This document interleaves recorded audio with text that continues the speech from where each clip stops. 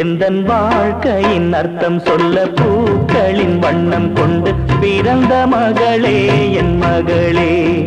நான் வாழ்ந்தது கொஞ்சம் அந்த வாசத்தில் வந்துதித்து உயிரில் கலந்தா என் உயிரே. உன் பூவிழி குறுநகை அதில் ஆயிரம் கவிதையே. எந்தன் வாழ்க்கையின் அர்த்தம் சொல்ல பூக்களின் வண்ணம் கொண்டு பிறந்த மகளே என் மகளே.